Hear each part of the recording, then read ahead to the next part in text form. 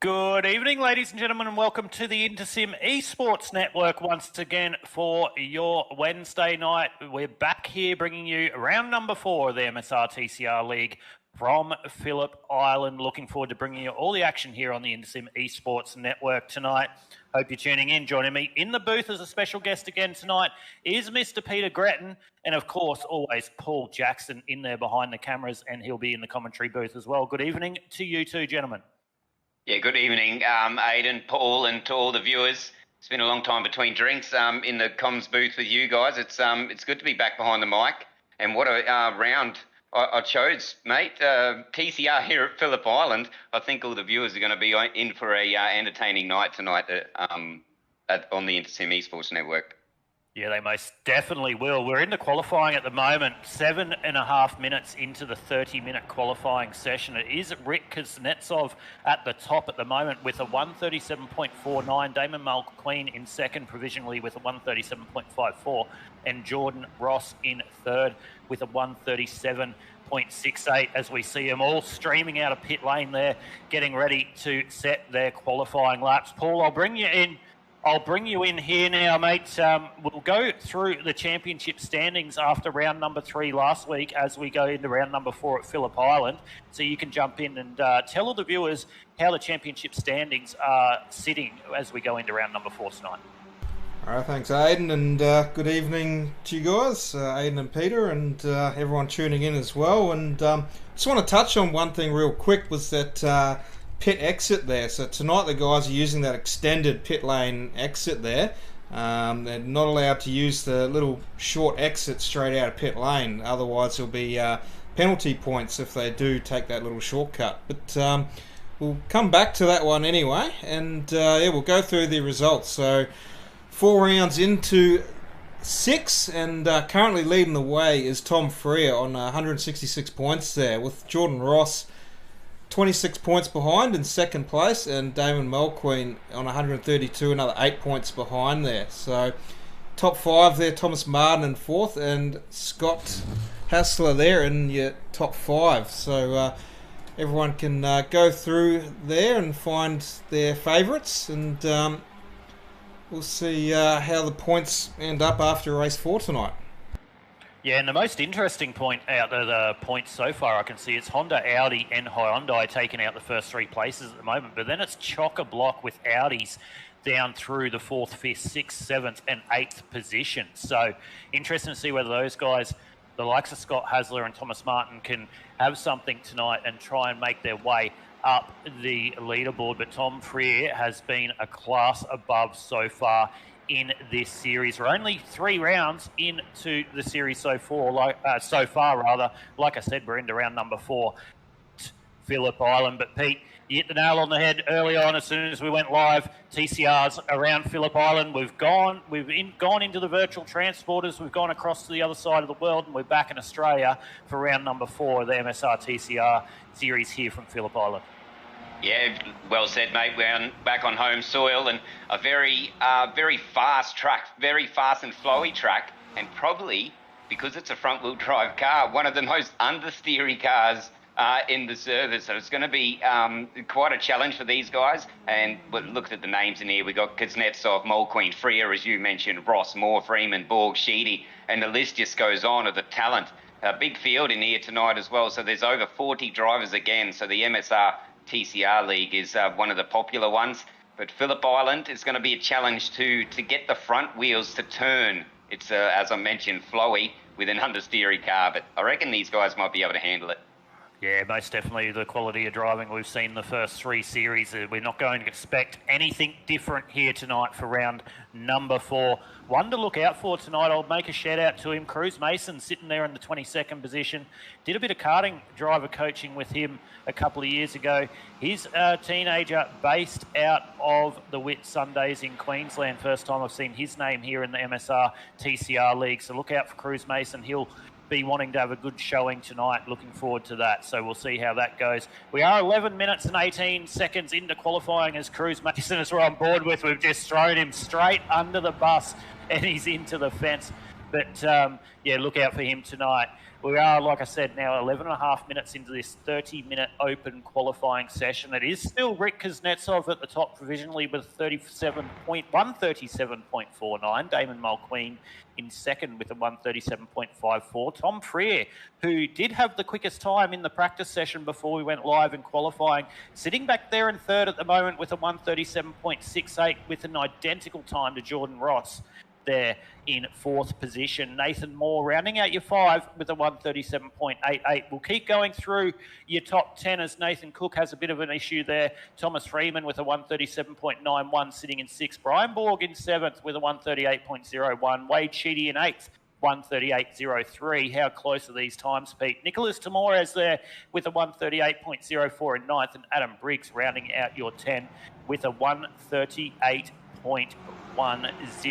Another shout out I need to make as we're on board with Travis Daly currently in the 16th position. Another shout out, Christopher Tomlin's just tuned into the chat. He goes, nah, Chock is 43. So Christopher Tomlin, Chock, mate, good luck to you tonight when you watch this stream back, mate. Hopefully you go all right. Christopher Tomlin at the moment sitting back there in the, if I can see it, he hasn't set a lap yet at the moment, Pete. Yeah, Chop, we've been in chat off air today, and probably most days with him. He's a good fella, and number 212, and we'll try and get a good look at his livery today. I won't give it away to the viewers just yet, but I'm sure we'll have a good laugh when we do cross to get a look at that one. But going back to them times, it's close at the front. You got the top, 7 in the 37s. And then look, right there in the mid-pack, this is where we say it every week, Aidan, the mid-pack's where the battle is. You got probably 10, 15, almost 20 drivers within a second of each other, and then the 39s as well. The battles, the mid to rear is going to be somewhere to watch, but of course at the front when you got Jordan Ross and Mulqueen, these guys are going to be up there for sure, Borgie and all them guys. So you got to, I think the field within 5 or 10 laps will split into 3, and just based on these times. But battles, it's going to be easy to call tonight, and it's going to be great entertainment. Well, not about easy to call. I tell you what, Paul's going to make his money's worth tonight on the cameras as Varndell just got a big image there of a car going off up over Lukey. But yeah, I tell you what, Paul's going to have his work cut out on the cameras tonight. Not going to know where to be with a 40-car field here around Phillip Island for round number 4 of the MSR TCR League. It's excited to do that, but we've pre-organised a little bit of a special lap with one of the organisers of the league to take you for a commentated lap around Phillip Island here for the MSR TCR League. We'll bring him up into the booth and see if we can get him to do a lap around Phillip Island without stacking it, because we throw him under the bus all the time, but we'll bring him up into the broadcast booth. So we've got him into the broadcast booth at the moment. Jai Schultz, do you have a copy, mate? Yeah, mate. Mate, thanks for allowing all the viewers to jump on board with the number 27, mate. Take them for a lap around Phillip Island. Do your outlap and then commentate them on a flying lap and see whether you can put the 27 up the front here for round number 4 of the MSR TCR League. Yeah, cheers, mate. A lot of quick boys out here tonight, though, so we'll see how we go. But, yeah, should be interesting. Well, while you're doing your little bit of a warm-up lap here, mate, you've got to be absolutely stoked with the amount of entries you've got through the first 4 rounds. It's another 40-car plus field here tonight for round number 4 at Phillip Island. I bet you it's exceeded all expectations.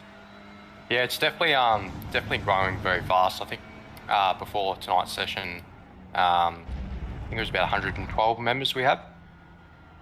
So it's looking very promising for next season, because we're looking at running the pro and amateur classes as well. So yeah, definitely a lot more than I expected. Well, I tell you what, I wish I was running it, but I'll be broadcasting and commentating it again with Paul, no doubt. So you won't be able to flog us next season, but we'll be bringing all the action here, hopefully live on the InterSim Esports Network. But, mate, we'll let you concentrate now. You're making your way across the top into the final section of this circuit, mate. Take the viewers on a fast lap around Phillip Island in the TCR. Yeah, no dramas. So you've got to really get the good run out of MG, because if you don't get the run out of that last hairpin, it ruins your whole lap down the straight. So just get into 5th, try and touch that inside curb before the straight. Then I've noticed a lot of guys are running straight back to this concrete wall for the run down the straight as well.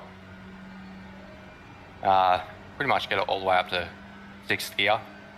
And then some people have a slight lift. I tap the brake a little bit to get it car settled, and then try and ride that curb as well around turn 1 into the southern loop without sliding the rear too much on the way in.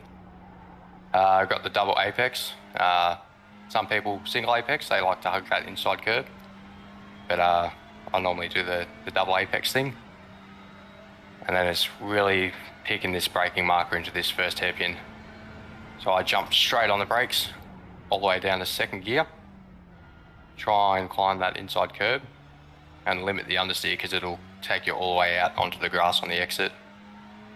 Again, chase the rear end a little bit, 2nd gear again for Siberia, and then run all the way up through the hay shed. So just tapping the curbs doesn't unsettle the car too much, and then you really got to chase the rear across Lukey. Try and hug it all the way around and then jump back on the brakes for MG. Again, try and tap that inside curb and hold it really tight to get that massive run onto the straight, like I mentioned before, without trying to drop 2 wheels off the side here. So again, just little tap on the curb, don't unsettle the car too much, and yeah, that's a half decent lap around Phillip Island for you. Well done, mate. Excellent job there. The number 27 midline sim racing entry of Jai Schultz taking you for a lap around Phillip Island. That was a 1:39.33 there by the way, Jai. So not a bad lap there, mate. But thank you so much for jumping in and giving the viewers a lap around Phillip Island here in the TCR car. We'll let you go back into your team channel, and hopefully we see the 27 at the pointy end at the end of this one, mate. Cheers, guys. Have a good one.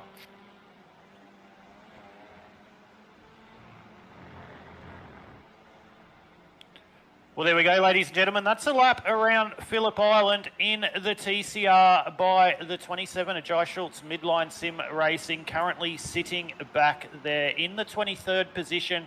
His best time so far is a 1:38.93, but we're now nearly 20 minutes into this 30-minute qualifying session. It's still Rick Kuznetsov at the top with a 1:37.49. Damon Mulqueen still in second with a 1:37.54. He's in pit lane at the moment.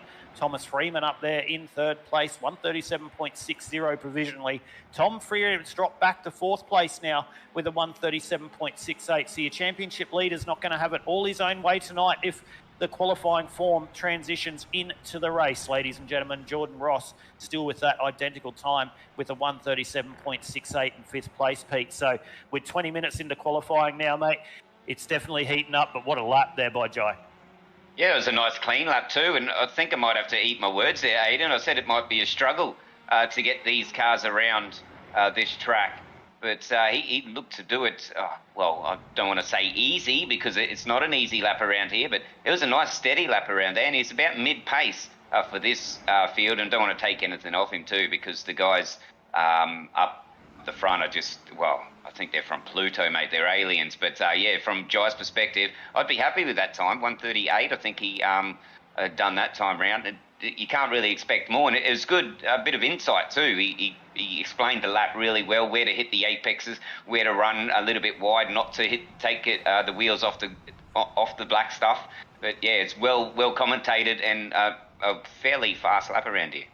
Yeah, and it's a good insight for the viewers, Pete, because that shows what a lap is like around Phillip Island. But the thing is they've got to do 33 of those laps. They've got 40 raging bulls, as we'd call them, other cars around them, trying to do that for 33 laps, keep the car straight. And they do have one fast repair tonight, so if they do get caught in an unfortunate incident, they will be able to utilise that fast repair, but that's really going to sacrifice them track position. Good evening to you, Trav Micklemore. I can see you're watching. Thank you for watching. You're always a big supporter of the Intersim Esports Network. Look forward to seeing you in the ovals this year with Joshy and stuff like that, mate. So thank you so much for watching. But some interesting things I've seen in the qualifying standings at the moment, Pete. Amar Sharma sitting back there in 24th position. Dion de Graaf sitting there in 22nd position.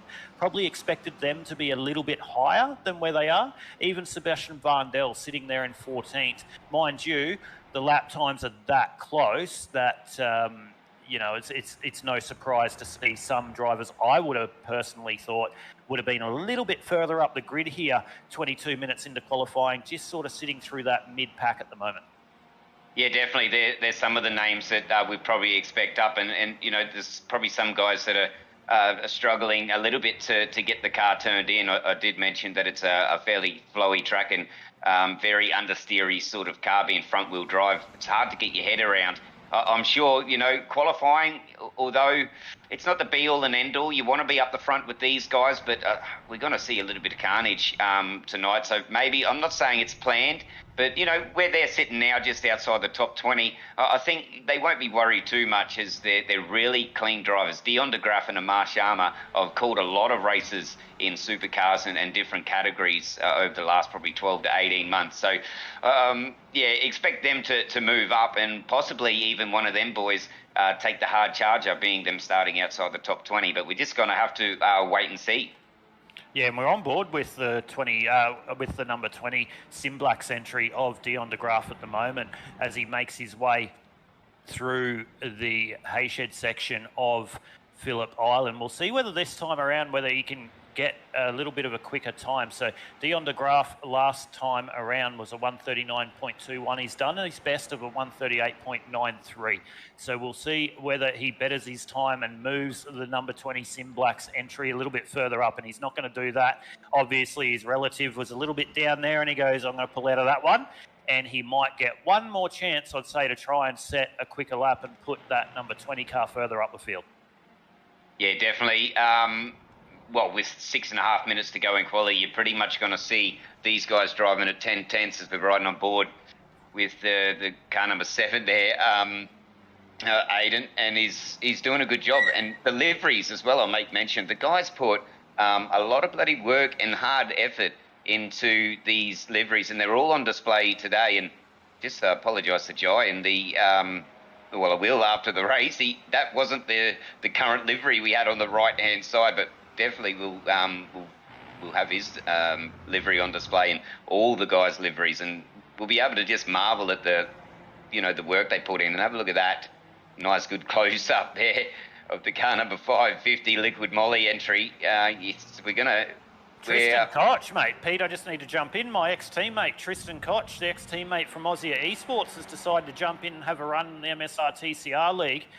He was teammate with myself and Ruben Phelps. So good to see the 550 of Tristan Koch there having a run here tonight for round number 4. He's currently sitting back in the 37th position with a 140.25, but he wouldn't have done a lot of laps in this car around Phillip Island. So don't be surprised if we see the 550 move up in this race as well. Another ex-teammate of mine on the screen. So Paul's throwing all my ex-teammates under the bus at the moment. Brett Campbell, based out of Townsville in Queensland. He hasn't set a lap here in qualifying at the moment. He's in the 44 car, a different entry number to what I'm used to. He usually runs the 015. So Brett Campbell will want to have a nice solid finish tonight here for round number 4. Looks like he's really struggling to get that car rotated, and that's that front wheel drive, Pete, that we've spoken about. Brett's done a lot of NASCAR, a lot of supercar, a lot of GT stuff, and these cars drive totally different. So he's going to have to adapt his driving style to try and extract some good lap times out of the car tonight. Yeah, he will have to as well. We'll probably mention it a few times that these cars, although they're not as quick as some of the other cars on the service, they are a challenge. And as we look at the timing of these guys, Jordan Ross, the championship leader, is down into 5th. Kuznetsov is still got that fastest time of 37.5, 37.5, 37.6. The top 3 is only a 10th in it. Top 4 is in the 37.6. Well, the top 5. So what do we got? 2 tenths, not even, in the top 5 drivers. that's going to be interesting down to turn 1. Yeah, and we'll keep on board with Jake Maloney at the moment. Jake Maloney in the 29. Just keep an eye on this lap. He looks like he's having some good sectors. So we will just have a look and see whether he can get this lap out, because I'm seeing sectors light up at the moment here for Jake Maloney in the 29. Let's see if he can make his way up the grid at the moment. I can't see where he currently is. I'm just trying to have a look. He hasn't even done a lap yet, so he might have got a couple of X's. So you wait, and don't be surprised if you see the 29 of Jake Maloney just rocket up to the leaderboard, or up to the top of the leaderboard at the end of this one, if I don't put the commentator's curse on him. He does have a car in front of him, which has just got, I would say, out of his road. Looks like he's made a mistake, but he makes his way down into the third to last corner here. Oh, and there we go. There's the commentator's curse. A little bit too much rear brake there, and that's pretty much done the lap there for the 29 of Jake Maloney, Pete. Yeah, well, it doesn't take much, does it? And these cars, they are tricky. Aidan, you're more of a racer than me. What's some of the secrets involved in steering one of these cars? I know they like getting everything sort of done separately, but what are some tricks and secrets into driving these cars? Oh, look, you've thrown me under the bus now. I've done bugger all laps in a TCR front-wheel drive, but from what I could say, get it slowed up, keep the mid-corner speed up, and keep those throttle inputs pretty smooth, because I think, you're putting the power down really hard in a front-wheel drive, it's going to want to have a lot of push. So, but being a front-wheel drive as well, it's also going to have a lot of rear brake. So as you saw with Jake Maloney there, especially in that hard downhill braking section, it's very easy to get the rear end light and make a mistake. So all about flow, consistency, keeping the tyres under you, and just not trying to drive it too hard. That would be my advice. But in saying that, I've done bugger all laps in the TCR car, Pete. So thanks for throwing me under the bus there, mate. I'm a specialty of that, as PJ knows, but we're riding on board now with Ford, and he's another one sporting the MSR entry. As you see, a bit of good sportsmanship there, and possibly having a last-ditch effort. I'm not too sure whether they'll get another lap in now, but a good bit of sportsmanship there, just moving out of the way for Ford. He probably seen he was on a lap, and see if he can beat his time at the moment. That's Ford. I can't see on my timing where he's sitting. He's sitting in 30th. 30th at the moment, yeah. But I'm going to throw you under the bus quickly, Pete. With 1 minute to go, and Ford's just jumped up into P21, so a good lap there by Ford. But I'll throw you under the bus a little bit, Pete. We've only got a minute to go in the qualifying session. You said to me, how would you try one of these drive one of these TCR cars around Phillip Island? Mate, I need to ask you, you're the self-proclaimed MX-5 specialist, which is a front-wheel drive. So how would you drive a TCR around Phillip Island, mate? Just point the car where it wants to go and keep it pinned and hope for the best. Bit optimistic there. No, I think probably why I've got the nickname Meatball, mate, because I take that approach most nights. Yeah, no, they're different cars to drive, Aidan, the TCR and the MX-5. But the TCR, I've driven a little bit, and it's a great car. I've actually got the Hyundai. The Audi's probably the quickest one, I think, out of the three, what I've been hearing. I actually haven't driven it much, but yeah, I think if you can get it stopped, get off the brakes, get straight on the throttle and just pin it, turn it to where you want and just pin it, and just hope it doesn't oversteer. Yeah, that's it. It's all about flow, all about keeping the flow up, and we're just at the end of the qualifying session. The race is going to also be very draft dependent, especially down the long straight here into turn number 1. So we're going to see, and you can see how easy it was there. Just got on the gas a little bit early, and I know that wasn't really trying to do a lap as the qualifying session ended, but it just wanted to push to that outside curb. So what I'm interested to see tonight through turn number 1 is how much aero is going to play a factor there on the front of the car with the front-wheel drive, and how many cars we're going to see going wide off the exit of turn number 1. But we're coming to the end of the qualifying session. It looks like that is how we are going to start for round number 4 of the MSR TCR League here from Phillip Island. We'll bring up your starting order for very, very shortly for what will be 33 laps of madness around Phillip Island. Looking forward to this one, Pete. Last thoughts before we go through the grid. Yeah, definitely looking forward to it. Turn 1 is going to be interesting. The whole first way around this great circuit, Phillip Island. We're on home soil. Round 4 of the championship, as you mentioned, Aidan. First lap, keeping it clean. I think safety cars will be, it'd be definitely in the high 90%, I think. Yeah, well, we did pretty well. We only had one safety car last week, and that was a road course or a street course, so went pretty well. So we'll see. We've got Andy Barber up in race control tonight. Thank you, Andy. He'll be calling all the race control penalties if they need to be, and calling the safety car and controlling all the action from race control tonight. So thank you so much to Andy Barber for doing that one. That's on behalf of the MSR TCR League. It's really, really good. It makes it a lot better experience too, racing, having live race control. Ladies and gentlemen, for you that don't know, that are watching here on the Indus Esports Network, live race control, all these drivers will be able to hear Andy in their ear, and he'll be talking to them through the race, letting them know what's happening, whether it's safety car wise, whether there's an incident. The drivers will be able to ask Andy to go back and look at an incident, and there will be penalties applied during the race. So it makes it even more realistic, as much as we like to think this is really realistic, as it is. But it makes it a lot better for the drivers there, Pete. Yeah, definitely. It makes a little bit more confidence where you just want to keep it clean, but mistakes happen, and I'll let you run through the grid. All right, so we'll go through the grid here really, really quickly for round number 4 of the MSR TCR League. Rick Kuznetsov off the pole with Damon Mulqueen out of 2. Thomas Freeman out of 3. Tom Freer out of 4. Jordan Ross 5. Adam Briggs in 6. Wayne Burke 7. Nathan Moore 8. Brian Borg 9. Matthew Brunt 10. 11 is Nicholas Tamores rather, and Wade Sheedy in 12th, Pete. Yes, and I can't see it. I'm sorry, Aidan, so I'll have to let you go. 13th, I can't see that either. That's something going on. Richard Hunter 13th, Sebastian Blundell 14th. We got Mel, Filan, Daly, Hasler, Leslie, Bowen, Watson out of 22nd, DeGraff 23rd, Schultz out of 24th, as we've got to go through this really quickly. 25th is Sharma, Smith, Boylett, Mason, Green, Patterson, Swan, Kelleher, can't read, Phelps, Fenley, Cook, Pavlovich in 36. Got to do this really quick. Mortensen, Tristan Koch, Horwell, Brett Campbell, can't read that one, Maloney, Tomlin, Horwell, and rounding out your 45-car grid tonight is Woolley. Sorry, ladies and gentlemen, it just seemed like my screen decided to go all shimmery on me, so I couldn't actually read all the drivers. So I do apologise. I did have that up on live timing, so I could have just done that. But anyway, that's Aidan Simpleton. But anyway, we're about to go green here for round number 4 of the MSR TCR League from Phillip Island. Who's it going to be? Is it going to be Rick Kuznetsov off the pole, Damon Mulqueen out of 2nd? Will it be Thomas Freeman, Tom Freer, Jordan Ross, or Adam Briggs? Look out. Or will it be someone from the back? Dion DeGraff out of 23rd. Josh Schultz out of 24th. The revs are going to rise shortly.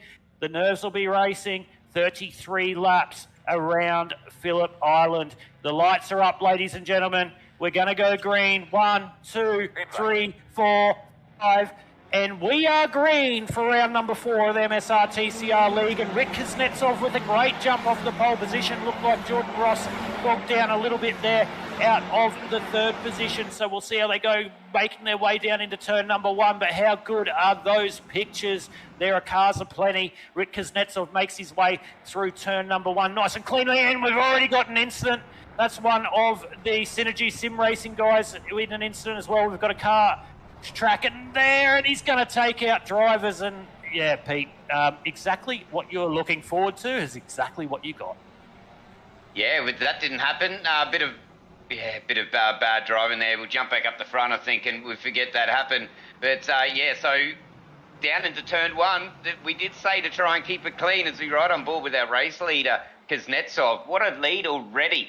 Only a couple of corners done, and he's like 0.7 of a second up over Mulqueen and Freeman. Just a little bit of drama for the mid to rear pack. I think we should get a replay of that start, PJ, when you're ready. But yeah, these guys up the front, they were lucky. So those guys that may not have set their fastest qualifying times, it may have cost them there. A little bit of a rough start. And our thoughts for Andy Barber in race control. He's going to be working till midnight to get through there. But have a look at this start here as they all come down through into MG. You want to be on the inside around the first to get the outside to get the inside for this next corner. But right on board with Tom Freer and these guys now, they're starting to settle themselves down as they probably the Yes, so they make their way onto the main straight for the first time tonight, which will take the second lap of 33. It is Rick Kuznetsov leading the way. Have a look and see what this draft does here for Damon Mulqueen. He didn't really grab a lot there down the main straight. Thomas Freeman in there in third. But we'll go back to the replay of what happened through turn number 1 off the start there, so we can talk you through it and have a look at what happened to some of the unlucky drivers at the early stages of this one for round number 4.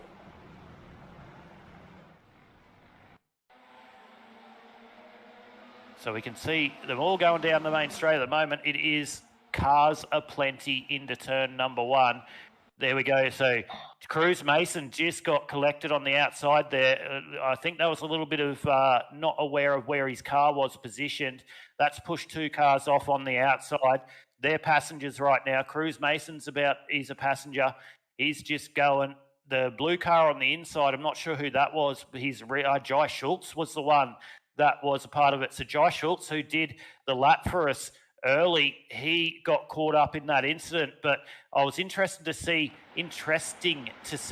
who that blue car was, because that rejoin was a little bit suspicious as he made his way on to turn number 2. We're back to the front, and here's a move for P number 2, and Damon Mulqueen sends it right up. Sorry, Thomas Freeman sends it right up the inside there of Damon Mulqueen. He gets that job done.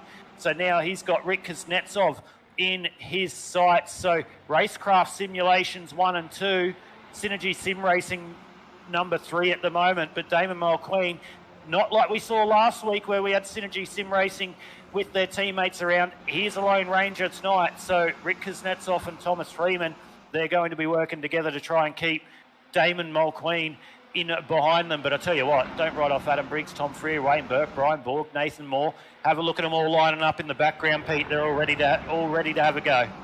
Yeah, that's right. And this was this pack that we spoke of when they were in qualifying, although they're pretty close together after that, a bit of a rough start. But this is what the gap looks like. That's between Rick Kuznetsov and Freeman. So he's got a little bit of a gap there. He's training up the cars behind.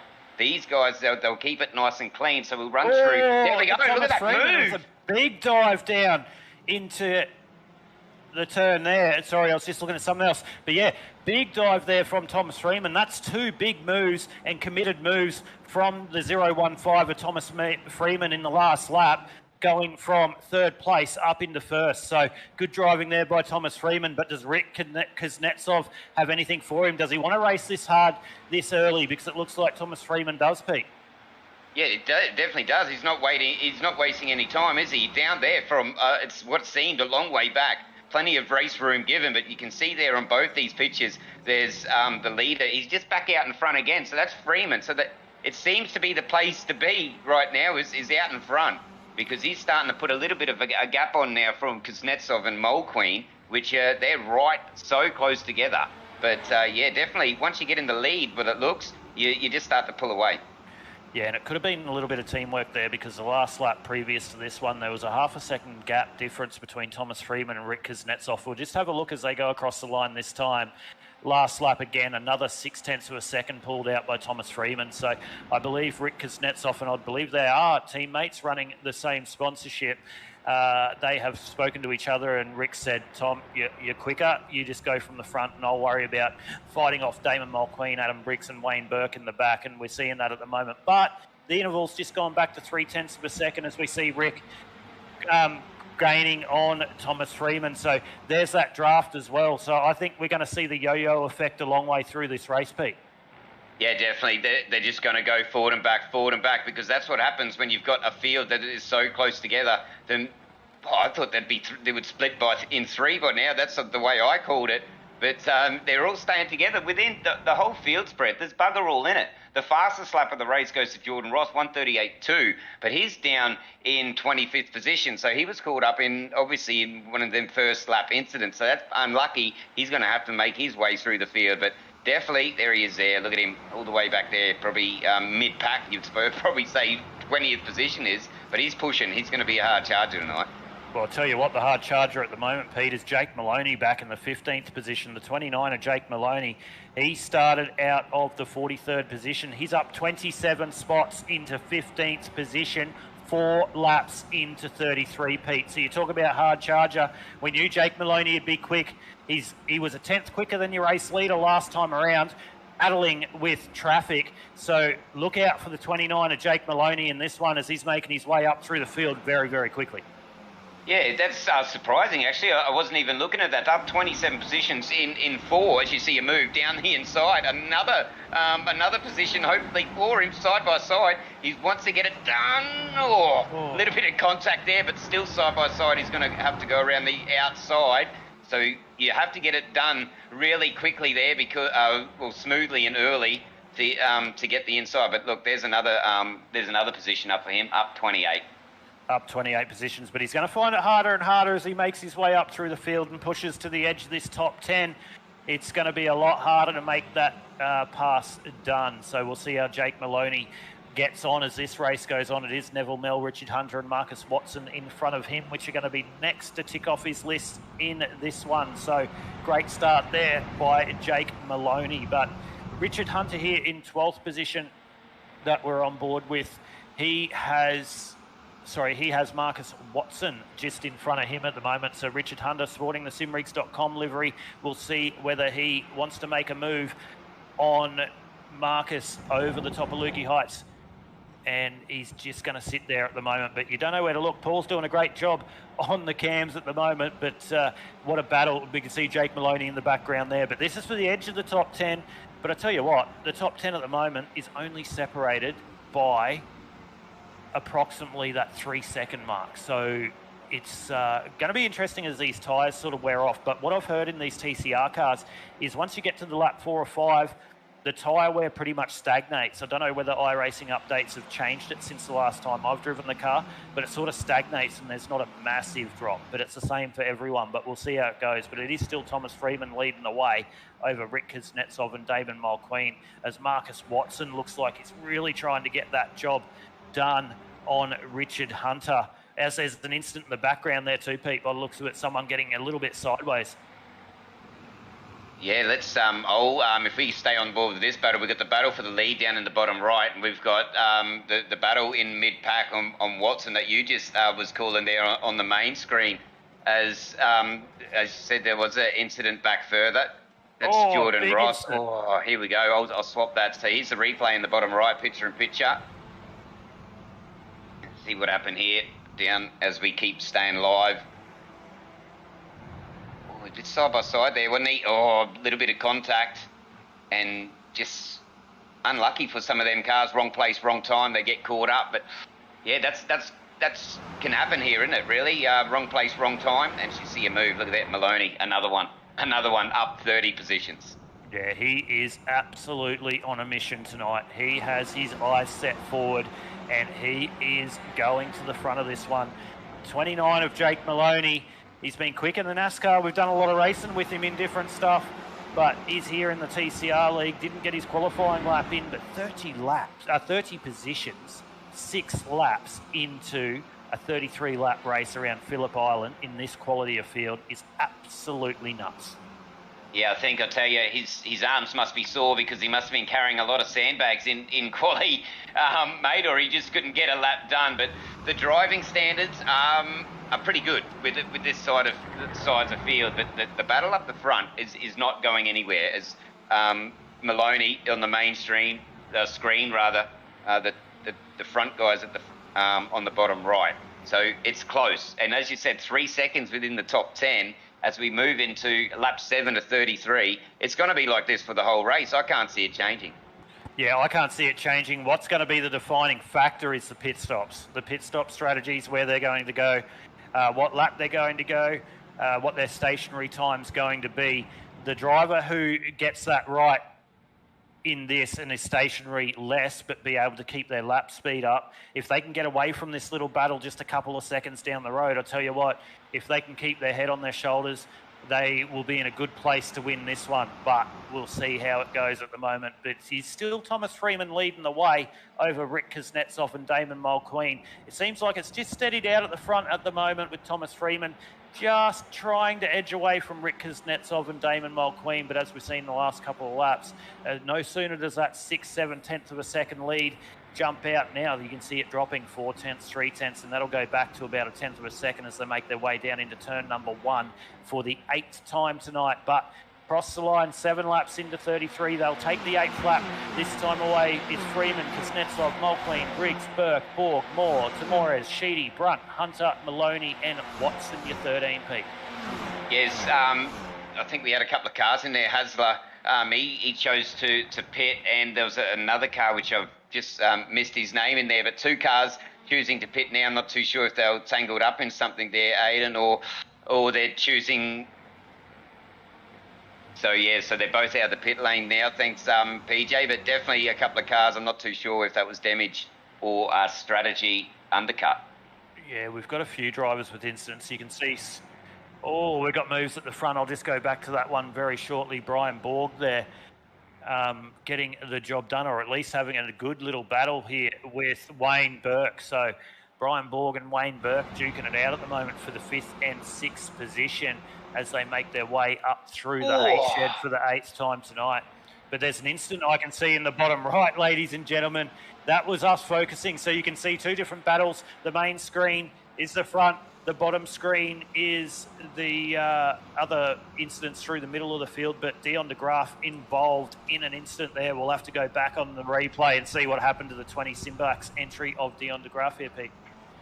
Yeah, it was unfortunate. I was trying not to watch. I was trying to stay steady and go live. You heard my gasp in commentary. And this is what all happened. So Dion de Graaf tried to go for the under-over, move, and a little bit of contact.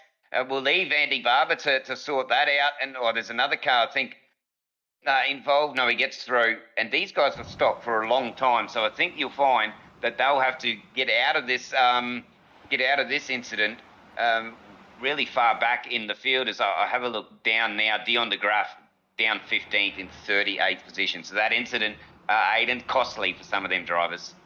Most definitely, but that's how quickly it can happen here around Phillip Island for the MSR TCR League. You blink and you miss it. 40 cars around the iconic Phillip Island is definitely not going to disappoint. But I hope we're not disappointing you here on the Indosim Esports Network for a Friday night for round 4 of the MSR TCR League. I tell you what, sorry. I got Paul talking in my ear. I said the wrong night. I'm used to saying Friday night. But anyway, we've been talking your ear off for 9 laps. I hope you've enjoyed all the action. I tell you what, turn up and have a listen to the number 015 of Thomas Freeman. We'll go on board for a lap around Phillip Island here for round number 4 of the MSR TCR League.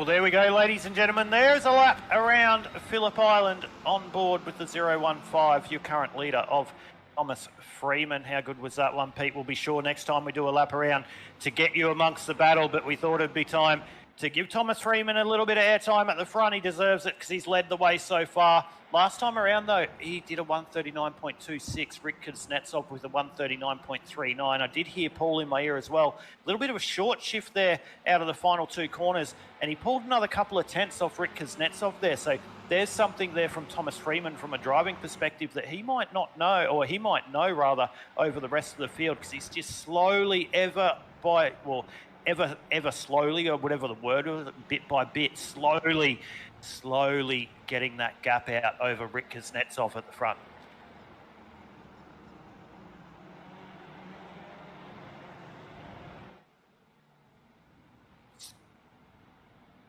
Yeah, we've got Pete on mute. I can hear him trying to commentate, but he's on mute, so you might have to send him a message. But yeah, Tom, Jake Maloney now, ladies and gentlemen, up into the 9th position. Jake Maloney in the 29, 33 positions up from his starting position, lap 11 into 33, and he's now going to be battling for the lead of this motor race sooner rather than later. So Pete, starting pretty much last in this motor race, hasn't had an incident. It's been pure on driving speed. Last lap around, he was a 139.26, identical to your leader, Thomas Freeman, last lap around. But look, he can see Thomas Freeman and the leaders in front of him, and it's Jake Maloney starting back there. I tell you what, he probably wasn't expecting to be this close to the front this early on, but he's definitely making his way up in this one. We can expect to see Jake Maloney fighting for the win in this one if everything goes well for him. Yeah, of course, and up there, what we said, the positions that's gained has just been phenomenal, hasn't he? He had to put a foot wrong. He's obviously done some practice up 33 positions, as you just mentioned. It doesn't, like we said, your qualifying is not the be-all and end-all. He was probably lucky. We've spoken about being in the wrong place at the wrong time. He's obviously put himself in the right place at the right time, getting around incidents, as we see. Look at this move.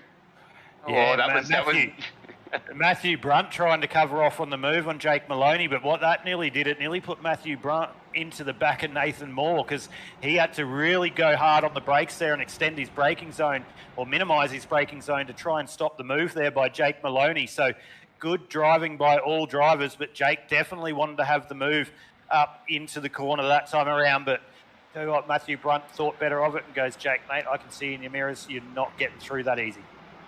Yeah, well, you got to hold your position to a higher sort of standard, and you want to keep it rather. But Matthew Brunt, he was smart there. He covered off, but that was almost 3 wide. You don't really want to be doing that around this track, but definitely these guys know how to race. Freeman, Kuznetsov, Mulqueen, Briggs, Burke, that's your top 5.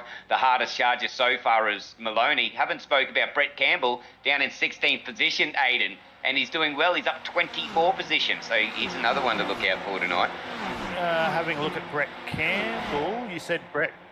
Yeah, Brett Campbell in 29th, up 11 positions at the moment there, Pete. You might have been thinking about Tristan Koch's one, though. In the 550, he's up.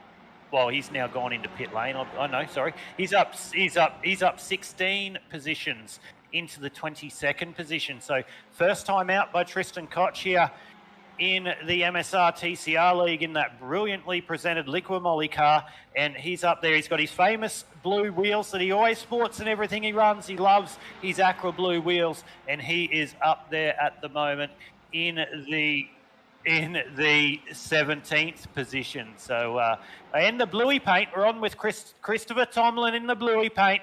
Chop as they know him through the iRacing circles. Christopher Tomlin, he's doing a great job there, Pete. He's up 27 spots into 16th position. So Christopher Tomlin with a nice solid run tonight early on. Yeah, he didn't put a lot of practice in for this round. It may be said, and he didn't think he would do very well. But by the look at him, he may be one to fight for that hard charge award. But have a look at that paint, bluey, all over his car. We said we're going to have a look at it. And it's very well done as well. He done that himself, and that's just one of the liveries that look good out here tonight. Yeah, nothing wrong with a bit of a bluey paint. There's a little bit of a a little bit of a thing to his kids probably there, no doubt, but a little bit of fun. But leaders are in pit lane. Pete, I can hear that in my ear. So your leaders have come in. So Thomas Freeman, Mulqueen, Brunt, Tamores, Maloney, Bowen. Maloney's trying to do an undercut here as well. So the top 6 in the motor race pretty much along, apart from Rick Kuznetsov, Adam Briggs and Wayne Burke, have all decided that lap 14 is the time to come into pit lane. Yeah, my timing says something totally different, so I don't know what I've done there, so I'll just keep watching yours and not calling it off mine. But yeah, so lap 13 with 20 to go. I'm not too sure if there's 1 or 2 mandatory stops, Aidan. You may be able to fill us in on there, but lap 13 looks like to be the number. They probably can get home with 20 laps to go, but not too sure, Aidan. Is there 2 or 1 mandatory stop? From what we've seen in previous races and with the fuel drop that they've got, I believe they're running 50% fuel drop. So from what I can see, if they're running 50% fuel drop, they're at lap 14. No, they won't make it to the end. Or 30, 33 or 35. They've got a low fuel drop anyway. So if they've got 14 laps out of the car, they will have to come in and do another pit stop. So these guys that are staying out and can get the extra lap or 2 out of the fuel through this early first stint, it's going to help them in the back end of the race because they're going to have a shorter last stint on that fuel drop. So it definitely will be another stop, Pete. Okay, that answers the question. So 13, what's that? So I reckon they're going to go split the race in 3, and it's pretty fair. Look at them. Drivers just diving into the pit lane at a great rate of knots. Yeah, and Kuznetsov, Briggs, Burke, Bork and Moore and Sheedy now comes into pit lane. So they got an extra lap out of the fuel than Jake Maloney, Thomas Freeman, Tom Freer. But I tell you what, boys, Jake Maloney is the first one to be down pit lane in track position. So will he come from the 43rd position on the starting grid and in 14 laps be leading this motor race when Rick Kuznetsov and Adam Briggs and the likes come out of pit lane for their first stop? Kuznetsov is in there for a long time in pit lane. He's serving a penalty maybe. No, he's out and he's done. So here we go. Jake Maloney coming down into turn number 1. He's going to get the job done. And Jake Maloney, by the looks of it, is going to lead this motor race after starting nearly dead last. We are now 15 laps in, and he takes the lead of the motor race here for round number 4 at Phillip Island. Yeah, what a strategy for him, from him rather. He's shown the pace, and he's going to continue to be one of the guys to watch here tonight, leading this motor race, starting so far back. I think he's done his numbers correctly there, Aidan, and he's got a train of cars behind him. And yeah, just what's going to happen? When are they going to pit again? We know that they can't make it home from here, Aidan. I think we'll probably have another 12 to 13 laps, possibly even 15 laps before we see him pit again. So can he hold on to that number 1 spot? That's the $1 million question. It is. He's going to have Thomas Freeman, Wayne Burke, Tom Freer, all the people that you can see in behind them, ladies and gentlemen, definitely going to have something to say about this one. Rick Kuznetsov, don't know what happened through his pit stop there because he's gone backwards. His stationary time was nearly 4 seconds slower than the rest, but I'm having a look.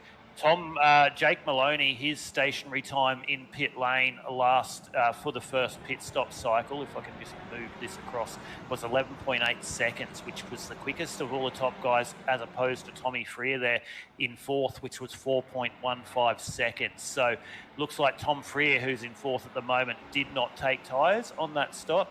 But Rick Kuznetsov, that's really hurt him. Nearly 20 seconds his pit stop time there, and that's what's put him back in the 9th position at the moment. So the early race leader and race contender has got a long way back, 16 into 33, to try and make his way back up to the front, Pete. Yeah, and it's probably easy done. And the difference in pit times, you can see the same thing that what we can see, and I'm pretty sure that the link's in the description for the live timing if you want to go check that out. But the difference in pit times is going to be the difference in the next pit stop. So it's all about the pit strategies tonight. The racing's been fairly clean, fairly close. So it's all about the pit strategies, and I think these guys know what they're doing, but and different. Thomas, it's fluid. There's a move up there. Look at that. Yeah, Thomas Freeman. Sorry, Pete. Thomas Freeman just getting the job done there on Jake Maloney. So he's not happy to sit there behind Jake, 16 into 33. He wants to lead this one from the front. Wayne Burke looking very racy there in the third position, playing a part of this battle as well. But see how quick that one little move allowed the likes of Tom Freer, Damon Mulqueen, Brian Borg and Matthew Brunt in the 4th, 5th, 6th and 7th position. Just closed that gap up on the lead 3 at the moment. So the more these guys battle at the front midway through this race, it's going to just bring the likes of Freer, Mulqueen and Borg back into this battle. So don't be surprised if we see this a 7 or 8 car battle for the lead of the motor race in the next lap or two. Yeah, them 3 names as well. They're not 3 names that you sneeze across in any car, in any situation. So definitely you hit the nail on the head there, Aidan. It is going to be a 6 or 7 car snake, and it's been so close as they come across, and they're going to start their 17th lap, almost half a race distance. Freeman, Maloney, Burke, Freer, Mulqueen, Borg, Brunt, Moore, and Kuznetsov and Adam Briggs. That's your top 10 as they pass those awesome cameras that PJ is in control of tonight and doing a great job. Yeah, definitely is. But have a look at this battle. Look how loose there Wayne Burke was on the rear of that car in that Audi going through turns number 1 and 2. She got a little bit light through the rear end there, but he's trying to make a battle here. We'll see whether Jake Maloney wants to make the move back on Thomas Freeman and repay the favour that we saw Tom Freeman do to him last lap around. Tom just covers off his line a little bit down into the corner. Jake Maloney's not going to be able to get the switchback done here as he'll prop the car mid-corner and with status quo. But I tell you what, those 4 cars behind are slowly dragging up. We see Brett Campbell in the background just having a little bit of a moment. He did a good job to get out of the way of the leaders, so it still keeps going at the front. Thomas Freeman, Jake Maloney, Wayne Burke, Tom Freer, Damon Mulqueen, your 5. Yeah, how good is it? And look at this, is Freeman. He's starting to pull away now. He's been the guy to watch, hasn't he? Apart from the other hard charges, he's now got a fairly good margin out in front of these blokes here. My timing's just melted. Maloney and Burke, I think that is them guys. So that's half a second already, and he's only just got that move done probably halfway around that lap. So yeah, he knows what he's doing. Yeah, he does. He's been quick earlier in this one anyway as well, sorry. So he's up 2 positions. He did start out of P number 3, so no surprise to see Tom Freeman. And he's trying to break that toe. So Tom Freeman, we can see now in the 015, he's got the hammer down and he's thinking, this is my time to race. Wayne Burke making the job, or getting the job done on Jake Maloney down into turn number 1 this time around. But Thomas Freeman's put his foot down at the front and he goes, it's my time to go. You can see he was trying to break that draft down the main straight. So Tom Freeman's trying to break that elastic band at the front now and try and set himself up into this final stop to be in position to win this one. Jake Maloney just got passed by Wayne Burke, as I said, for the 2nd and 3rd position. We'll see whether Jake Maloney tries to repay the favour down into this corner. No, he's a little bit too far back. So we're seeing different tyre wear. We're seeing different strategies as we saw come through pit lane. But I tell you what, Wayne Burke showing a bit of pace. He's ranging right up onto the back of Thomas Freeman really quickly. And that 8-car battle I expected was going to happen, Pete. It's happening. You can see it now. 8, 9 cars or battling. Happening, that's a new one. 8, 9 cars happening for the lead of this motor race, mate. Yeah, well, you hit that one on the head. You're on fire tonight with all your happenings and your good calls. But he's closing in fast, isn't he? Free up, he's closing in fast, and this, like you said, 6, 7 cars. They're close. Lots of teammates in there I can see as well, Aidan. Yeah, there are. We've got the Synergy sim racing guys in there. So obviously one of those being Tom Freer sitting in the 4th position. JK Signs entry. You always know the Synergy sim boys, sim racing guys by the JK Signs sponsorship. Tom Freer, your championship leader, so he's doing a great job in this one. 19 laps into 33. This is going to help him in the championship. He doesn't need to win it at the moment, only in the 4th round, but he's in a really good spot to just get a nice big chunk of points here for round number 4. But I tell you what, 19 into 33, we've seen what happened so far. We've only got 14 laps to go, but 14 laps, it's probably another 25 minutes of racing around Phillip Island. Anything can happen, especially as we've got Wayne Burke ranging right up on the back of Thomas Freeman. Jake Maloney, don't count him out of this one as well. There's going to be different pit strategies at the end of this one. I tell you what, Pete, go grab your popcorn because it's just about to heat up.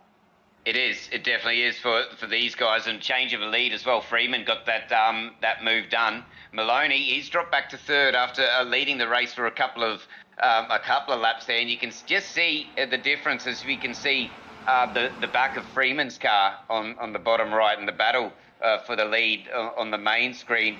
They are ebbing and flowing. They are quicker in some sections of the track, but it looks like now they're just in their groove. That's what I'm sort of looking at it as, Aiden, is they're just clicking over laps, although they're holding their position that they're in to a high regard, and they want to hold on to it. There's about a 10-car snake for that lead now, Aiden. Wow. Yeah, and don't be surprised if we see it about a 12-car snake for the league as we see someone just jump into pit lane. That's Tom Freer.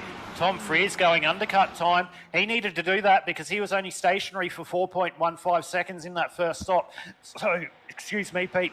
Ladies and gentlemen, Tom Freer off strategy with everyone. How's this going to play him out? Because he's going to come out of the pit lane, and to be able to set some absolutely fast stonking laps, we'll see whether it plays out in the next 4 or 6 laps when we can expect to see the likes of Tom Freeman, Wayne Burke, Jake Maloney, Damon Mulqueen and Brian Borg and the likes come into pit lane. But I tell you what, it's going to get spicy. It is spicy. What am I talking about? I'm getting excited already. We're lap 20 or 33. We've only just gone through the mid-show, Pete. We're not even into the encore yet. And I'm getting a little bit too excited here. There's plenty to get excited for. Just to make mention that Freer's pit stop was 14.7, so another short one. I'm sure he's done the math. He probably can get home. There's 13 laps to go. So, yeah, it's surprising he's jumped in first. That's going to be an interesting thing to watch throughout the end phase, rather, as they start to dive in. We do know that most of the guys can't get home from here, so they will pit. When will these guys, Freeman, Burke, Maloney, sorry, buddy, that we're watching now, when are they going to make their second? Because they're going to all jump in at once, I think. They're all going to jump in and follow the leader one at a time. Freer, well, he's going to have the air, but he's going to have the dirtier tyres. And I think you made mention of it just a little bit earlier in the call, Aiden, that you get to about lap 4, 5 and 6 of your stint and just stagnates. So whether that means that Freer, it's not going to really have a tyre game at the end of the race, well, that's just is going to tell. But he's definitely going to have the lightest fuel load with only a 14.7 stop in his second. We'll keep all over the pit times as they happen, but I think we're still a couple of laps off yet for the rest of the field. Yeah, well, I'll be able to bring that information to you, and you hit the nail on the head there, Pete. Currently, their last lap, they're currently dropping about a 1/10 of a second slower each lap. So they're currently lapping the leaders here at the moment. I'm referencing Tom Freeman, Wayne Burke and Jake Maloney. They're currently lapping about 1.5 seconds a lap slower than their fastest laps of the race. So we'll have a look. We'll just keep an eye on Tom Freer in the background and see what he does with his times with those fresh set of tyres and see where the undercut comes. So he hasn't really cut a quick lap since he's come out of pit lane at the moment, so we'll wait and see. But that tyre deck is starting to go. If I was the drivers at the front of this race, if they can still keep around that high 139s and sort of not drop down below that, I would go as long as I can on the fuel stint to try and make that last stop as short as possible. But if we start seeing these lap times drop off another 2 or 3 tenths a lap every lap around, even though it looks like they're going quick, they're going to get more and more undercut done by Tom Freer. Of course, that's not going to help Tom in the back end of the race either, because the likes of Tom Freeman, Wayne Burke, Jake Maloney are going to have a better car in the back end of the race. But will 4 or 5 laps be enough for the guys to get the job done? Jake Maloney's decided it's his time to come into pit lane as well. So here's the strategy playing out, ladies and gentlemen. This is all happening with 21 into 33, Pete.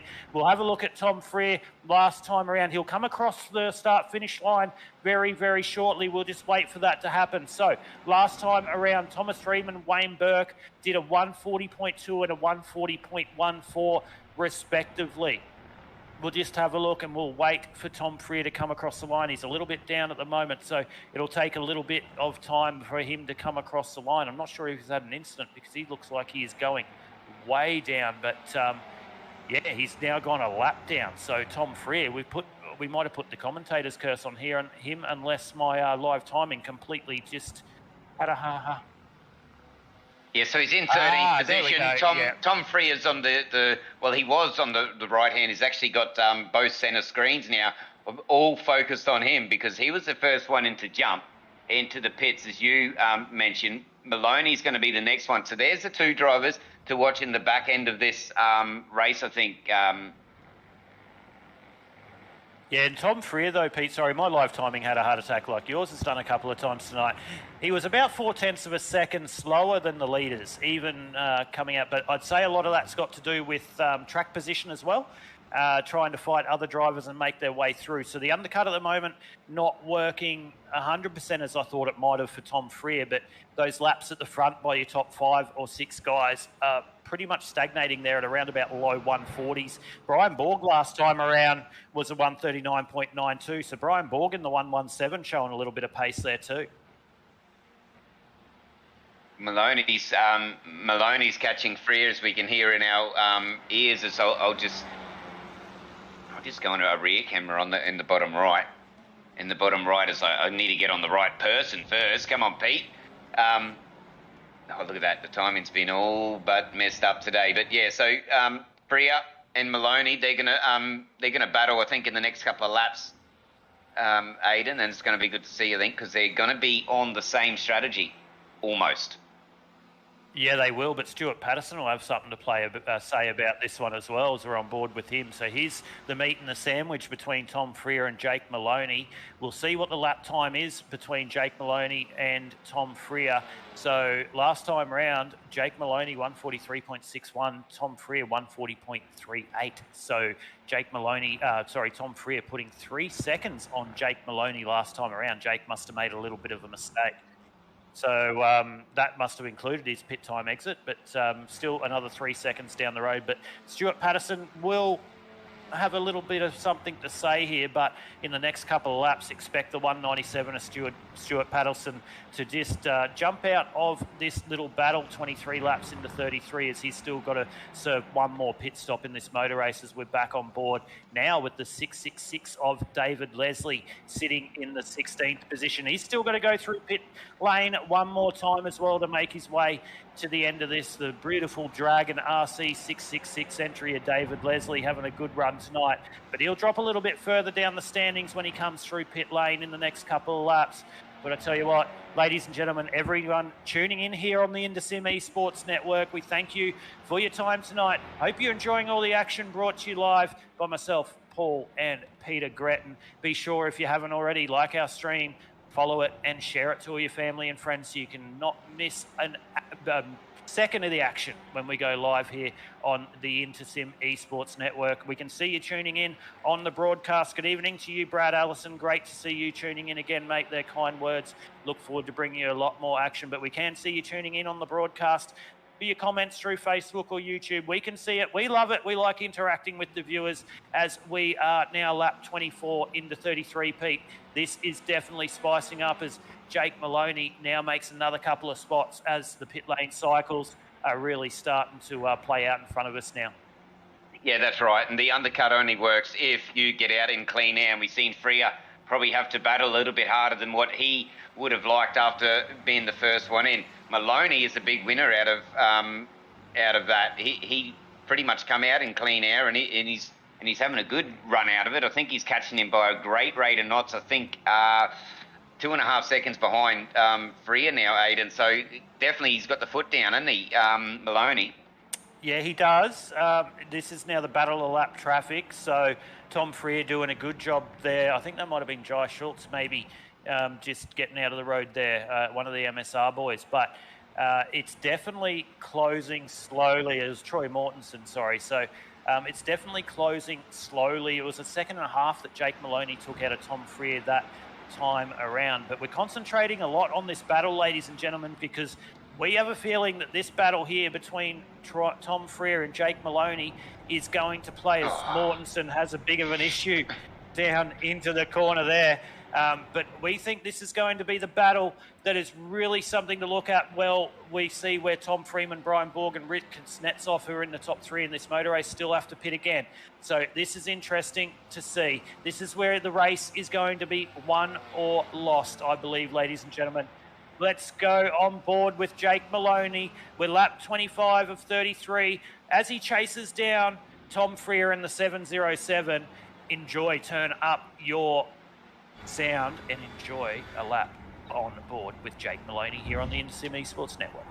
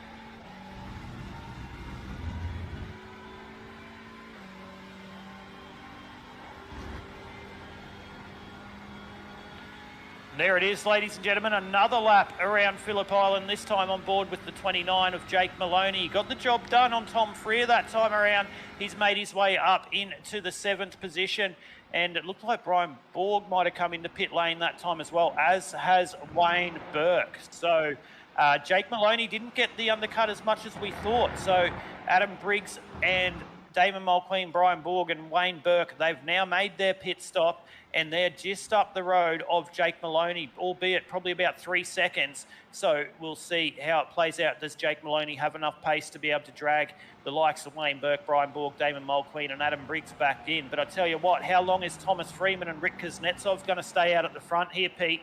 Are they leaving it too long? Do they come in now and try and cover it off?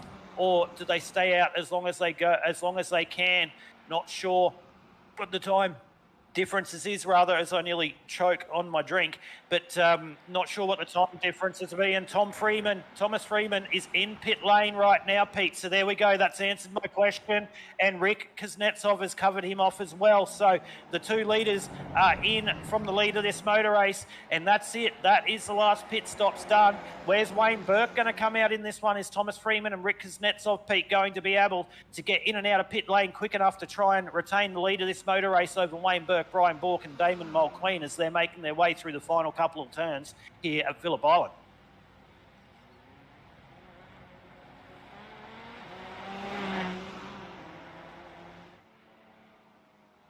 Hey, I was having a good conversation by myself. It was muted. But what's going through their head right now, I think, boys, is that make their pit stop as short as they can as they come out in the thick of traffic once again. It's going to make their job that little bit harder. Yeah, what's happened exactly there, Pete, is you tried to unmute your mic, is Wayne Burke, Brian Borg, and Thomas Freeman, even Damon Mulqueen and Jake Maloney there. They've got the job done through that pit lane cycle. So Wayne Burke's now taken the lead of the motor race that you can see. He's got Brian Borg a further 3.5 seconds behind him. So Wayne Burke has had the strategy call here. He's broken that elastic band at the front, 27 into 33. He's got no one around him to really worry about.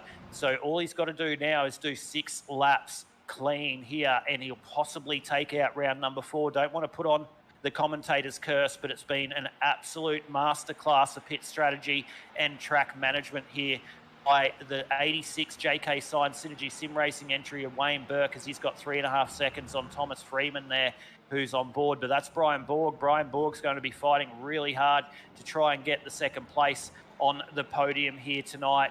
But then they've got a further 2.5 seconds on Damon Mulqueen, and then there's a 2-second gap on Jake Maloney. So how I saw it playing out, Pete, obviously didn't happen that way, so I might have to look at my strategy. So obviously that's why I'm not racing. Otherwise, I might have been in 500th position, even though there's only 43 cars. Be in the same boat, mate. I'd be in 500 with you, battling probably. But it's been. We did mention at the top of the broadcast that the pit strategy is going to be fluid throughout. Everyone's going to find, what works and what doesn't. And the undercut, I think, for a couple of these boys, just coming out in the thick of traffic is probably what's going to hamper them at the end of it. But these names that we've seen up there in qualifying in Borg, Freeman, Borg, Mulqueen, Maloney. He was further down actually in qualifying. Kuznetsov, he's back in 6th, up 9 from where he started. Those guys, they're the guys up the front, and we've still got, what is it, lap 28? Oh, we're into the last 5. Oh, as Wayne Burke has a bit of a moment there. So Wayne Burke has a moment. That's how quick it can happen. The driver behind him is not for position, but that's how quick it can happen, Pete. Just one little lapse of concentration. He didn't lose too much there, but I tell you what, he's obviously looking in his mirrors and looking at the times between himself and Thomas Freeman and Brian Borg, because that's one of the first mistakes we've seen by the 86 of Wayne Burke tonight. Yeah, well, the lead goes down to 3 seconds now after that little bit of a mistake, and it's easy done. So he lost about 2 or 3 seconds with that little bit of an error. So he doesn't want to do that one more time, or he's going to allow them guys to come right up on top of him. But it's easy done. Like we said, it's a very flowy track and it's understeery. And you just seen right there that even the guys at the front that's got the strategy nailed tonight, that it can happen to them. But not much done for him. It's good for the guy behind him too, not fighting for position. Just, was really friendly with that. Yeah, definitely. I'm interested to see here. Will Thomas Freeman and Brian Borg work together to try and stem this gap? I think it's a little bit too big, 29 into 33. Wayne Burke does have the breathing space there with that lap car just in beside, but we're on board with Thomas Freeman at the moment. As you can see, Wayne Burke there down in your bottom right-hand corner. We'll keep on with the leader so you can keep seeing how Wayne is travelling. But now we're back on with him here now on both screens. So Wayne Burke, he's just extended that lead out just that little bit again. He did lose 0.5 of a second from that little mistake into this exact corner he's going into now. So we'll see whether he does that again. It looks like he's got that one sorted this time around and he's learnt from his mistake. So that gap's still now just out to 3.3 seconds over Thomas Freeman and Brian Borg in your 3rd position. Jake Maloney's now made the move for 4th, Pete. He's come up into 4th. He's made the move on Damon Mulqueen, and he's going to have his eyes set forward for the 3rd position of Brian Borg very shortly if there's enough laps in this one. Yeah, well, he's been the hard charger, hasn't he, Maloney? I'm not even going to guess how many positions he's up because my timing doesn't know what it's doing. But we did say probably about halfway through the race, and 38 positions, if I got that right, that's a monster night. He'd be proud of that one. But I still think with 4 to go, it's a good chance. He's a good chance. Last time around, he was a full second quicker than Brian Borg in front of him. 1.3 seconds, if I was to be precise. He was nearly 2 seconds quicker than Wayne Burke, your race leader at the moment. So all eyes on Jake Maloney. We'll see what the times were this time around. Wayne Burke just goes across with a 140.1. We'll wait for Thomas Freeman, 140.29, 140.41. And there's another second by Jake Maloney. He just drops a 139.17 in the 4th position, and he's brought that gap to 1.2 seconds on Brian Borg in 3rd position. So 30 into 33, 4 laps to go. He's 1.5 seconds a lap quicker. He's got about 4 seconds to the race leader, Wayne Burke. It's all good enough being able to do the lap times and catch up to him, but can he get the job done, Jake Maloney? But I tell you what, he's turning the screws late in this one, 30 into 33. Well, if he does his math and he keeps that right, he'd be watching the gaps come down at a great rate of knots. I can't believe it. The back end of the race, he's just clocking his quickest times. The only person still in the 39s, actually I think Brunt's in the 39th as well, but is a little bit further down. 139.17, as you mentioned, his last one. The only one in the 39s in the top 10. And, well, I think maybe just a couple of more laps longer in this race, and we may have seen him take it. I think he's going to run out of laps, but he's going to be right up on the back of these top 3 come 2 or 3 laps. Well, he's on the back of them right now. He's on the back of them right now. You can see it in the bottom right-hand corner of your screen, ladies and gentlemen. Jake Maloney right up over the back of Brian Borg. He's going to try and get this job done down the main straight. This time across the strike, they'll take the 31st lap of 33. This is the battle for the third place on the podium at the moment. Brian Borg and Jake Maloney. You can see Wayne Burke down off into the distance with Thomas Freeman just in front of them as well. Brian Borg covers off on the inside of Jake Maloney down into turn number 1 this time around. Will Jake Maloney be able to hold it tough on the outside? He'll be on the right position, and he's going to get that job done. He's not going to run it too wide by the looks of it, and that's the position made for P number 3 of Jake Maloney. Now he's got Thomas Freeman, the next one to tick off on his list, Pete. Yeah, well, what a move was that? I don't know where I was looking. Maybe in the clouds when I said he may be up there in the next couple of laps, but it's happened so quickly, hasn't it? He's just charging through the field from lap 1. He hasn't put a foot wrong, and he's still gaining. 139 again for that lap. Aiden, and look at this. He's got a bit of lap traffic to contend with now, but he's doing a good job. But he made light work of Borg, didn't he? He did. Brian Borg, I think, just gave up the ghost there on the inside into turn number 1. He thought, no, Jake Maloney's got the pace over me. I'm just going to sort of settle here for 4th and try and hold off Damon Mulqueen sitting back in the 5th position. But I tell you what, he's running out of laps. He's a second quicker than your race leader per lap at the moment. This is going to hold him up a little bit from Thomas Freeman. He's going to want to get the job done as quick as he can to see whether he can try and get to the back of Wayne Burke with only 2 laps to go next time across the strike. So we'll see Jake Maloney try and make the move here on Thomas Freeman down the main straight for the second to last time tonight. There will be a lap car between Wayne Burke and Jake Maloney if he can get this job done. So you can see that there. You can see Wayne Burke now coming onto your screen in the blue and white JK Signs car going across the strike there. There's the lap car, and here's the battle for 2nd and 3rd. Jake Maloney's going to get the run on the inside into turn number 1. He's going to send it up there hard. Is Thomas Freeman going to fight for it on the outside? No, nowhere to go. And there is the pass for P number 2 by Jake Maloney, and he's got 3.4 seconds to get on the leader of Wayne Burke with only 2 laps to go. It looks like it's a little bit too far gone by Jake Maloney, but I tell you what, the drive of the night, it has been absolutely sensational to watch, not taking away anything from what Wayne Burke's done at the lead of this motor race. But Jake Maloney, is he going to be able to gain anything? He gained another 2.5 on Wayne Burke last lap around.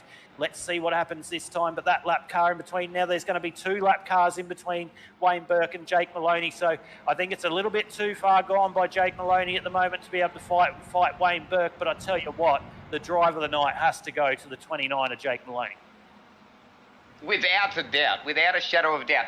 Up 40 positions, I think PJ said in our ears just then. There's only 45 cars in the grid. Up 40 positions, almost done rear to first. He's going to run out of laps. I tell you, if there was another 2 laps, I think we'd be looking at a different position. But like you said, we can't take anything off our race leader, Burke. He had the pit strategy pretty much sewn up. He jumped in early. He got it done. He had his times and his fuel strategy and his fuel numbers right. I think if this went 35 laps, we'd be looking at a different leader.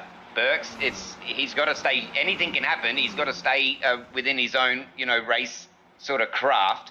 But definitely, as the white flags come out there. So Burke, Maloney, they're going to battle to the end. Freeman, Borg, and Mulqueen as your top 5. Yeah, it's a good little battle here it looks like Thomas Freeman still just trying to hold on to the back of Jake Maloney. He's just edging that out. Darren Bretherton tuning into the chat. Thank you so much for joining, Darren. Good to see you here tuning into the Indosim Esports Network. We hope you're enjoying all the action, but we are white flag, the final lap of round number 4 of the MSR TCR League here from Phillip Island. It is Wayne Burke leading the way, just holding on from the ever-charging Jake Maloney. I can see that gap just dropping quickly, more quick as I can talk, actually, Pete. It's now going to nearly under 2 seconds, but a little bit too far gone by Jake Maloney. But you can see Jake Maloney there that we're on board with at the moment. But Wayne Burke, it's the story of the night. It's been a masterclass of strategy. He hasn't put a foot wrong in the 86 Synergy Sim Racing JK Signs Audi here at Phillip Island. He's only got 4 laps to navigate, 4 corners rather to navigate, and he will take out what will be round number 4 of the MSR TCR League here from Phillip Island.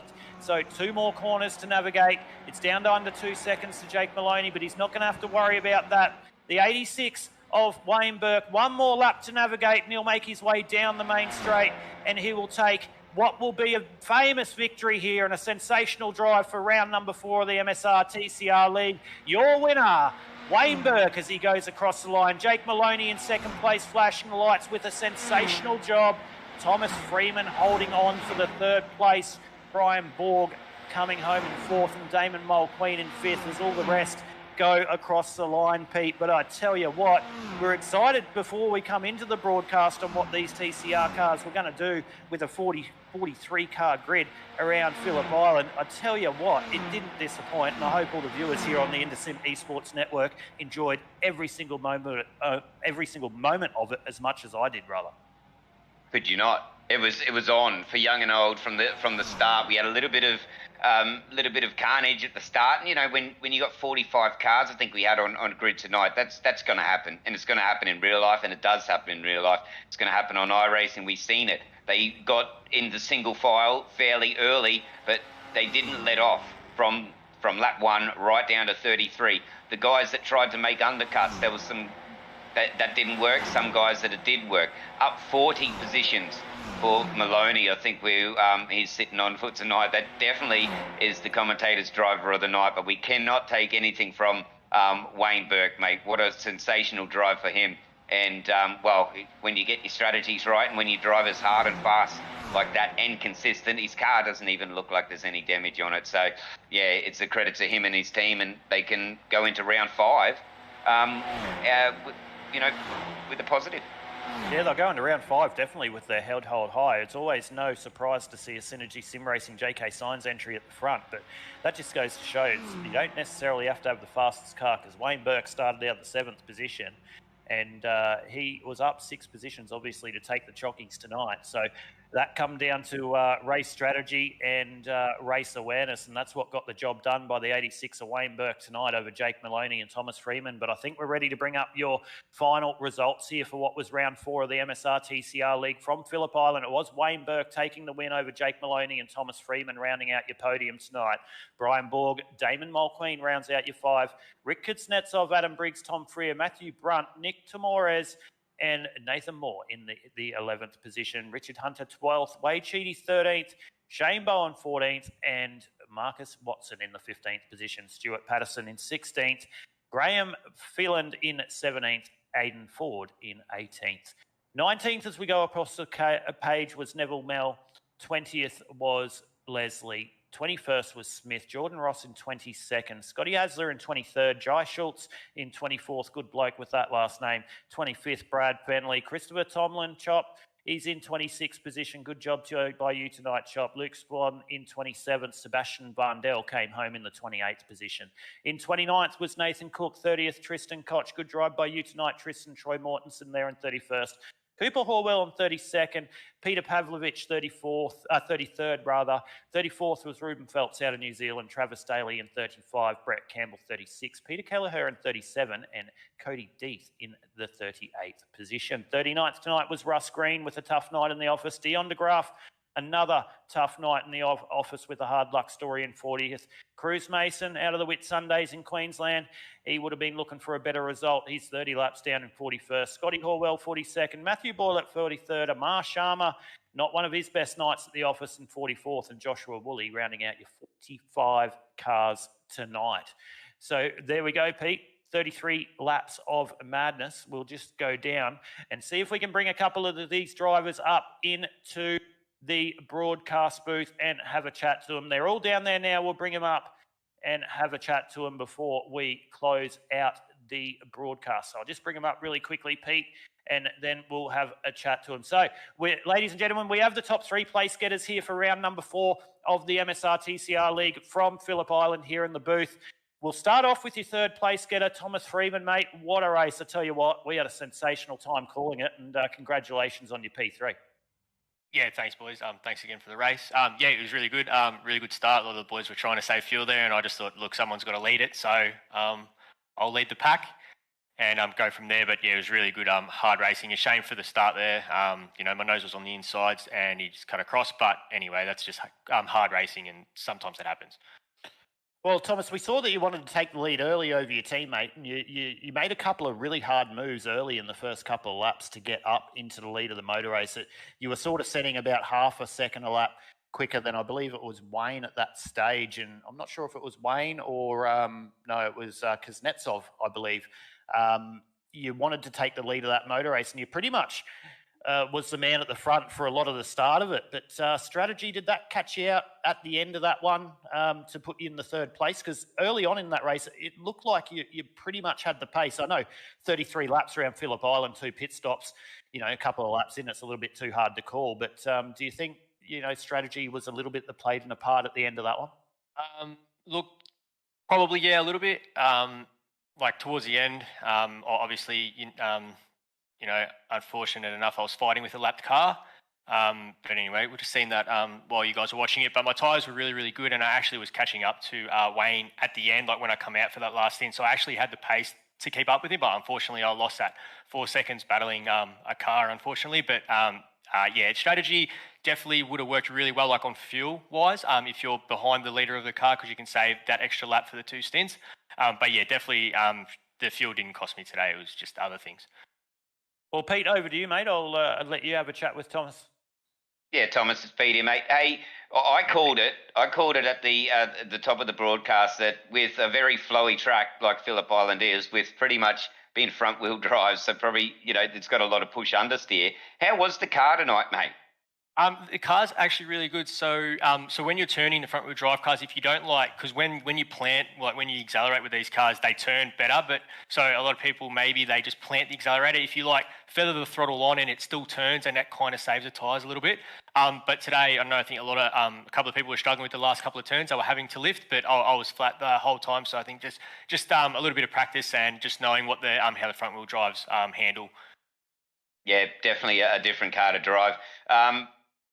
Aidan already touched on the strategy of that, mate. I know there was a lot of guys that tried the undercut, but just coming out, and you touched on it too, coming out of pit lane, and I think the battle wasn't towards your competitors tonight. It was the battle with the cars out of sequence. Yeah, look, and that's just unfortunate. Look, it is what it is. We're here to have fun, and unfortunately, stuff like that does happen. You see it a lot in other league races, but look, for these cars, it's a bit of fun, good, but it would have been good for the stream at the end. Me and Wayne would have been battling the whole way to the checkered flag, but unfortunately we couldn't give that show. And actually, Jake Maloney was coming real quick too, so it would have been a 3-way battle for the lead. But yeah, it just wasn't meant to be tonight, unfortunately. Well, Thomas, yeah, back to you, Aidan.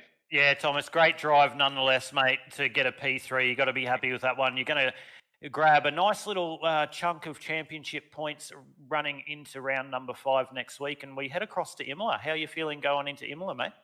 I haven't cut a lap around Imola in these cars just yet, but I'm sure, yeah, I'm looking forward to racing with the guys. It's real close battling, as you've seen today, so hopefully we get more of that. And yeah, it's a good watch for everyone. Well, like I said, mate, big congratulations on your P3. Big shout out to all your sponsors, everyone involved for your podium tonight. Yeah, cheers, guys. Yeah, so Racecraft, Advanced Performance Machining, Premier Racing Team, Kookaburra Cafe, all them guys had it back me. It's really good and let me have a drive. Cheers, guys, again.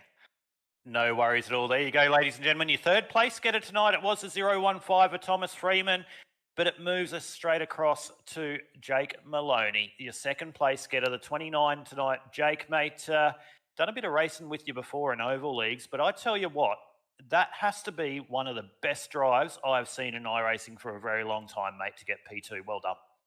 Cheers, Aidan. Yeah, that was probably the most fun I've ever had in sim racing.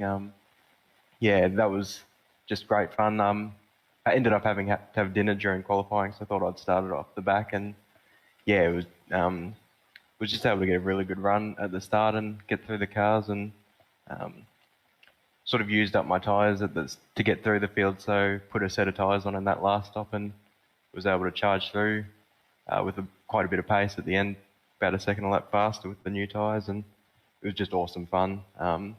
Yeah, it's very rare you get a good race like that and get to come through the field like that in such a quality field.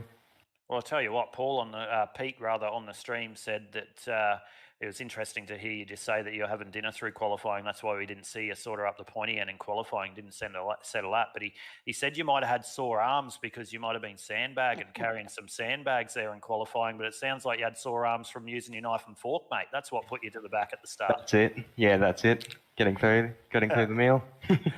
Well, mate, I tell you what, a second quicker at the end of that one than anyone on track. It was, like I said, one of the best drives I've seen in iRacing in a long time, especially around the quality of field that you had tonight, and especially in the TCR cars rather too, which are so identical and so evenly matched, and around Phillip Island too, which is not always the most technical track, but can create some great racing. So congratulations on your PT. I'll hand you over to Pete. Thank you. Yeah, definitely. It was a good drive for your P2, and I did actually say that you were sandbagging, but obviously that wasn't the case. Hey, mate, you got the commentator's driver of the night tonight, I think, because I think PJ will be in my ears if I get this wrong, but I think you were up some 40 positions, mate. What did it feel like at the back end? And you would have been watching that relative come down. You were some second and a half quicker than the race leader in the last few of them laps. Did you know, or did you think you were going to catch him, or did you know you were going to fall short?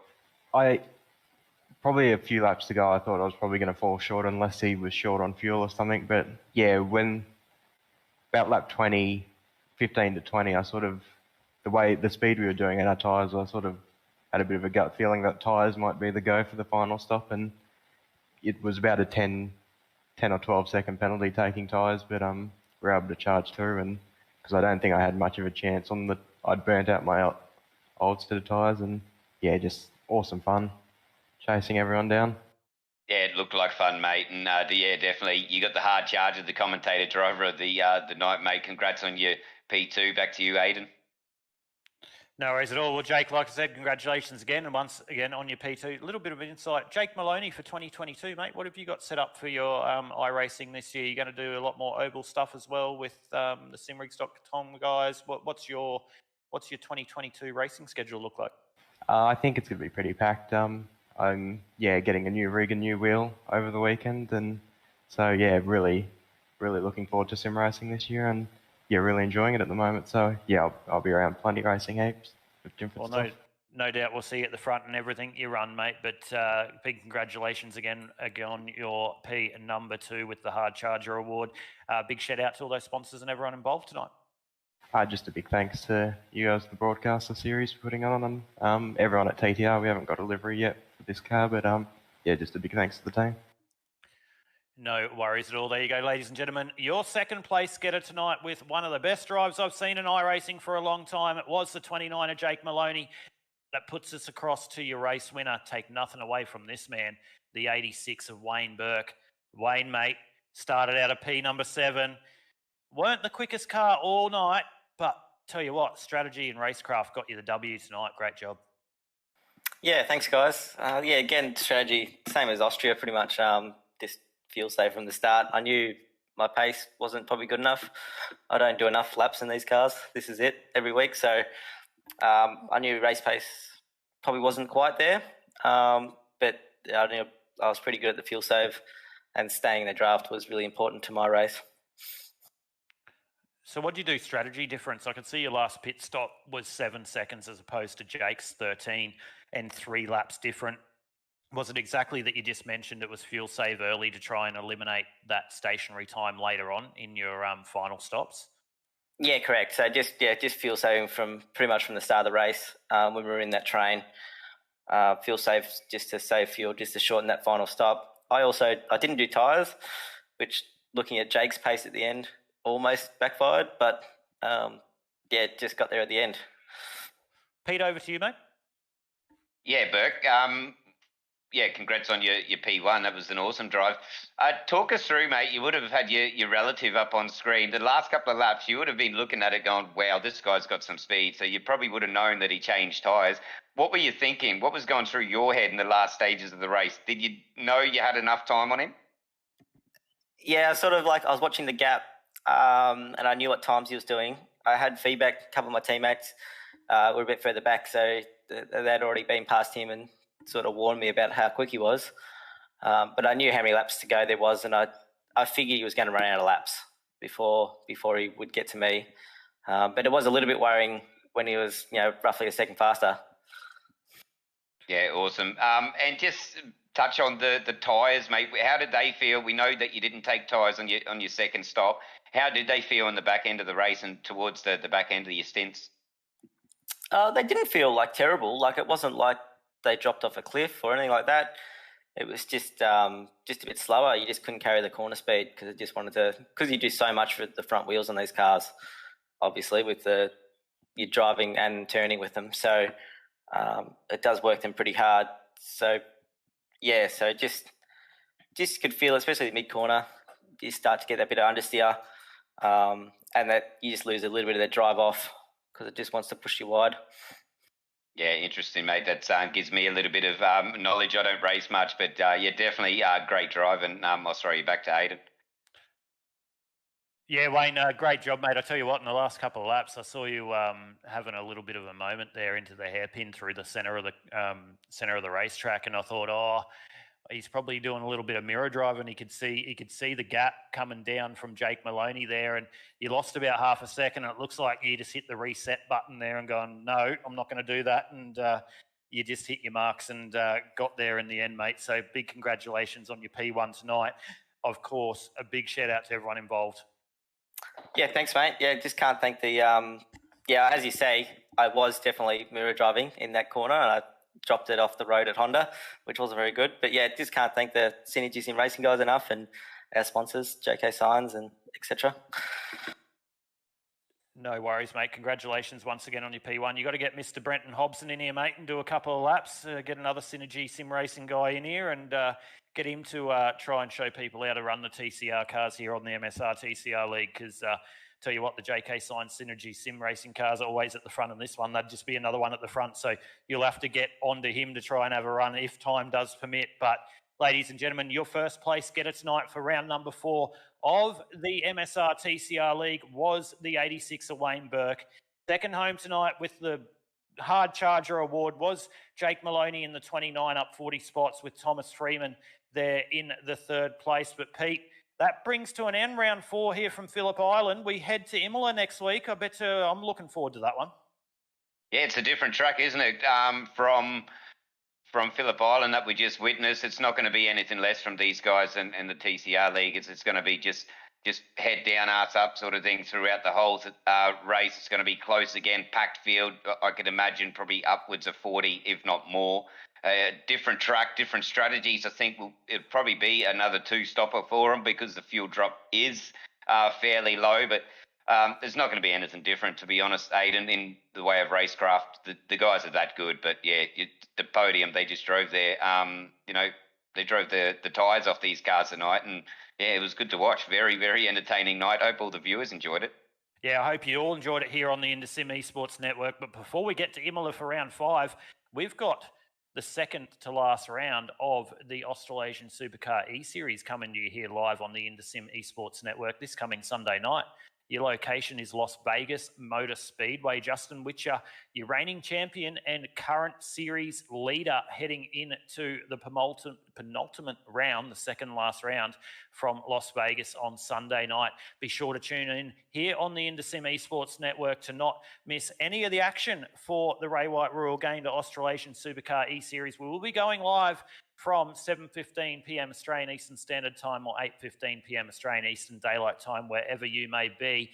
But then we'll be straight back with you next Wednesday night for what will be round number 5 of the MSR TCR League.